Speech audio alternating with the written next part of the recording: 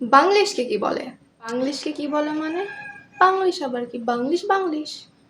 না, এর একটা নির্দিষ্ট নাম আছে। সেটা কি তুমি জানো? আপনারা কি জানেন? না তো, সেটা আবার কেমন? কিন্তু আপনারা কি কখনো ভেবে দেখেছেন এর কি নির্দিষ্ট কোনো নাম আছে? এইরকম জিনিসের নাম কিভাবে থাকতে পারে? ওয়েল, এইরকম জিনিসের নাম আছে, আর সেটা হচ্ছে রোমানাইজড বেঙ্গলি অথবা রোমানাইজড বাংলা। রোমান মানে তো সেই সব সংখ্যা না যেসব আমরা ছোটবেলায় ব্যবহার করে সংখ্যা লিখতাম। হ্যাঁ, কিছুটা সেই রকমই। আর আমরা যখন বাংলাকে বাংলায় না লিখে ইংলিশে লিখি, তখন আমরা সেটাকে বলি রোমানাইজড বেঙ্গলি।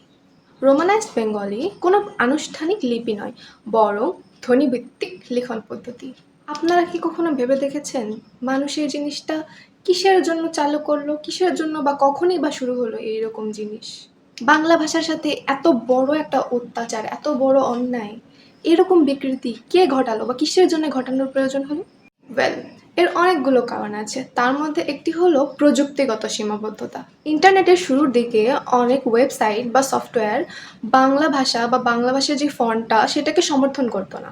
তো তখন আমাদের এই রোমানাইজড বেঙ্গলি বা বাংলিশই ছিল একমাত্র সম্বল।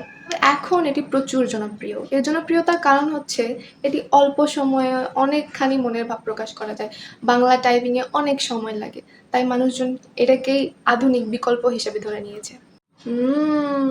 নতুন কিছু শিখলাম। ভিডিওটি প্রচুর পরিমাণে শেয়ার করে দিন, যাতে সবাই জানতে পারে যে বাংলিশকে আসলে কি বলে।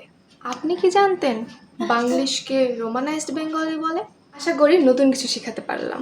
আল্লাহ হাফেজ, আসসালামু আলাইকুম।